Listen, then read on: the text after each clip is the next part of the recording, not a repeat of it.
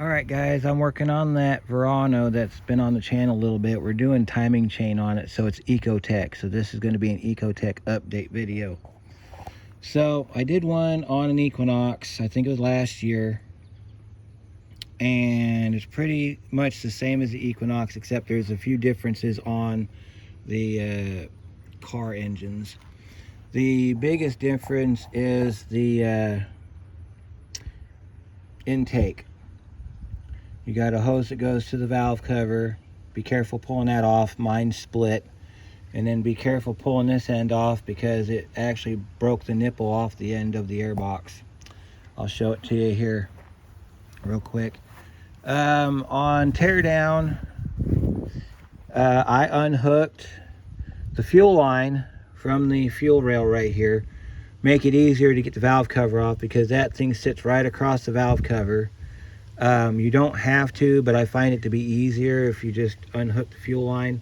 So you'll depressurize it here, and then you'll get your tool and you'll just pull this off. It's a quick disconnect, see? That's what it looks like inside. So it's just a quick disconnect, not a big deal. Unhook the battery first and foremost so that the high pressure fuel pump doesn't charge, because it will cycle every 30 seconds. This is a VVT motor, so make sure you got your replacement bolts.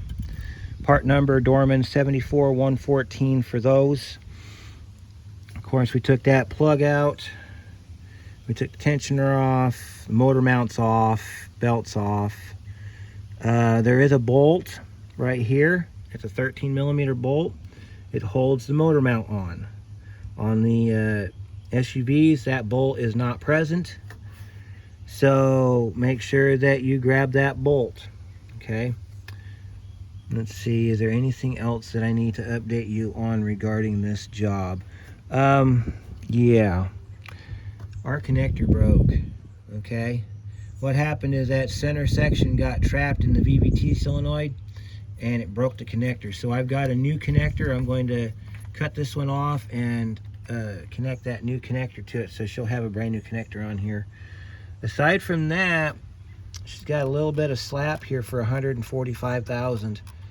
I think this is the earliest we've done a VVT on, or a timing chain on this car. So far, I look down inside there and I think the chain guide's still there. I still see some chain guides in there, so that's a good sign. Don't forget this back here, this tensioner in the back, unless this car doesn't have one. It's down low. Outfill tensioner. We're gonna have to take a look at this because this might be a different design than what we're used to, because there's supposed to be a tensioner in this hole back here, and there's no tensioner back here. So I'm gonna have to wait until I get the timing cover off, so there might be some more video to this when we get the timing cover off. These are 10s. There's a bunch of those that goes around. That's your water pump cover. You don't have to take that off. That's a 13 right there where my finger's pointing. That bolt, that's a 13. You take that out last. Cover comes off. Don't forget to change out the seal on your crank pulley down there. This one's weeping a little bit, so it's a good thing we get a new one in the kit. So yeah, let me show you the damage that I did to the other air box. By the way, the new air box, I got a part number for you if you need one. Yeah, see, all her parts are nicely laid out in the back seat because her trunk's full. We usually put the tools or parts in the trunk. That's your air box. Move this out of the way so you can see. See, on the other side here, there's supposed to be a nipple right there and it broke off. So I got a part number for you if this happens to you. Don't try to glue it back on because it's going to cause a check engine light, because it's most likely vacuum related. Alright, so this is the big box I got. I got it from O'Reilly up in Indianapolis, Indiana, which is closest to me. That's your part number. Okay, in this box is a replacement piece. And I got to give a shout out to Dorman for just a minute because I'm going to show you why. On the new box, or on the new, we got some hardware in there that we had to replace. These are perfect. They are one unit. They are nothing like the OEM. This thing is just immaculate. You see that? Just absolutely gorgeous. And of course we got to get the hardware out of it before we install it. So that'll be something we'll do later. But yes, shout out to Dorman. These won't break off like the original one did. So of course, if you're doing this job, all the torque specs are in the Equinox video. They're the same on this car. Chain guide didn't look that bad either. I got the chain guide right here. This is the broken nipple right here. This is what happened. I thought about gluing it back on because it's intact, but then I thought, well, that's going to cause a leak. So I just decided not to do it. Chain guide is actually pretty good. This top guide, the plastic piece, usually comes off because of chain slap. It's intact, so that's a good sign. We caught it before it got bad. I will let the customer know to keep an eye on her oil changes, because one of the reasons you have to change these chains out is because of too long of an oil change. So let's check her cams while we're here. And that looks good. All her cam lobes look gorgeous. I mean, the car runs great. So I got to get this set in time, which it's almost set in time. Almost. I got to turn it just a skosh, and then we're good to go on that one. So I'm gonna bust this out real quick.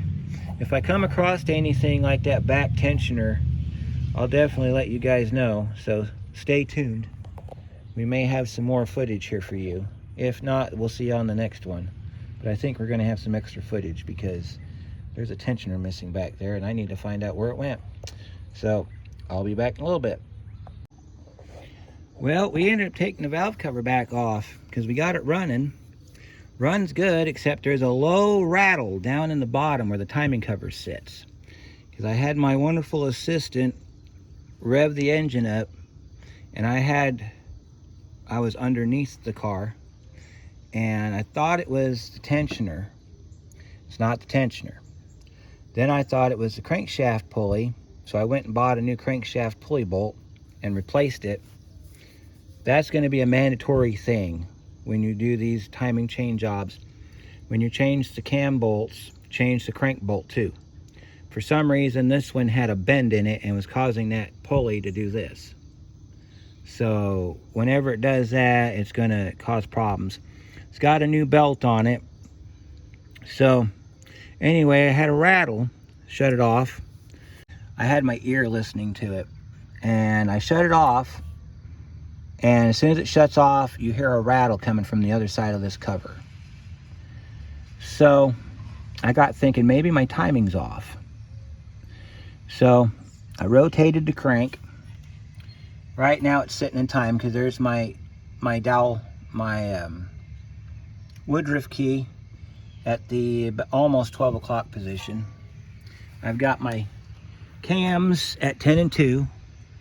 See, there's the 2 o'clock. There's the 10 o'clock. I took the spark plug out. I stuck a 1/4 inch extension down inside the hole. So as I'm rotating the crank, I'm watching for that to come all the way up and then back down. When it comes all the way up, you're right at top dead center, you're in time. Because then your marks are going to match up, okay? Well, I rotated this engine about 4 times, okay? 4 times I cranked it over, and the chain never lined up. It's supposed to line up on the second rotation, is my understanding. So I got looking at it, and as I'm going through it, I noticed that the chain's getting really loose, okay? So the slapping noise I'm hearing is the chain getting really loose. Well, if you've ever seen by the way, that back tensioner's back here where my hand is. I found it, by the way. If you've ever seen how that's set up, let me show you what we're dealing with here. Let me put this hood down so that we don't get any water in our engine, and I'm gonna walk you back to the shed. All right, we're up behind the shed out in the lube bay. All right, so that back guide looks like this, okay? On the back side of that guide, you have this pad, I guess you'd call it. All right, that sits like this inside the engine. Your tensioner sits like this inside the engine, okay?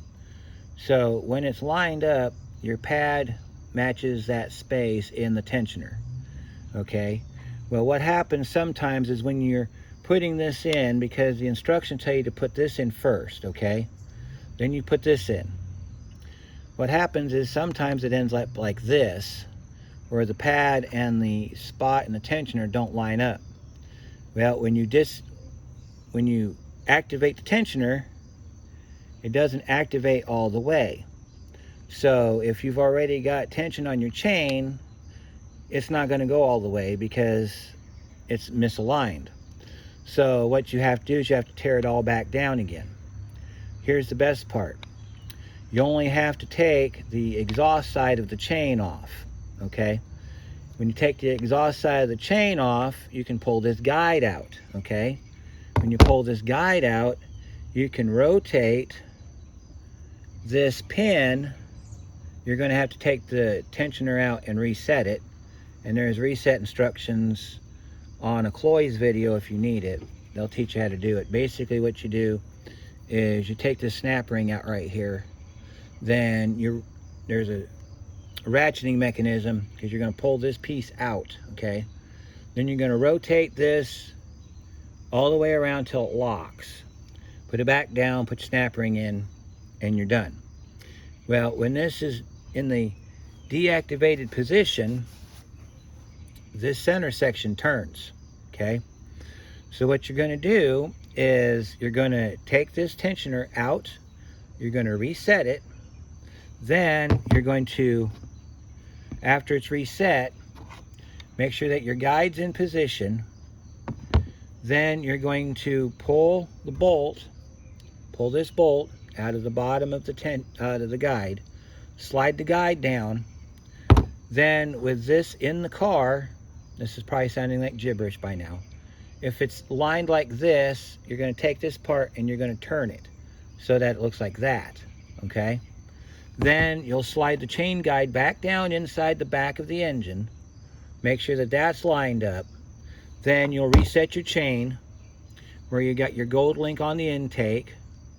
Then you'll have a black link on the exhaust and then a black link on the crank at 5 o'clock. If you've got your cams already set and you're taking just the exhaust cam off, shouldn't have to worry about setting it back. Now I'm going to give you a little bit of heads up on this because when you go to take the cam phaser off the back cam, there's going to be some tension on it because there's going to be spring pressure on it, and it's going to rotate either forward or reverse depending on where the spring sits. Don't worry about that because you're just going to take the back cam off. You're going to pull this tensioner, or no, to pull this guide out. Make sure the tensioner is facing the right way. It should be facing straight ahead like this, okay? So you should see it already like this. Make sure that this is down. Make sure this is set, okay? Before you put the timing cover back on, make sure that you got enough slack on this side, okay? You don't want it on the intake side, you want it on the exhaust side. So you're going to rotate your engine back until you get slack, all right? You shouldn't have to turn it very far as to cause your timing marks to be screwed up. Then once you've done that, you're going to take a big flat screwdriver. You're going to come in at an angle. You're going to hit right up. Oh, I think it's right in here. You'll see it when you run it into the intake. You're going to go in between the two cams. You're going to push on this right here. You're going to push it down about 1/8 of an inch, and then you're going to let go of it. When you let go of it, you should see the chain slack tighten so that you have no more slack in the chain. Then move your crank back to the 10 and 2 where it was before. Verify that your timing marks or your chain marks didn't move. And if everything looks good, put it back together.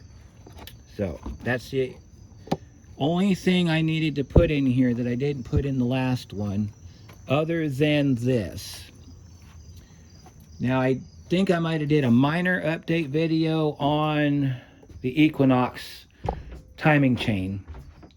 But if I didn't, or it's buried in the archives of the YouTube, I will tell you this.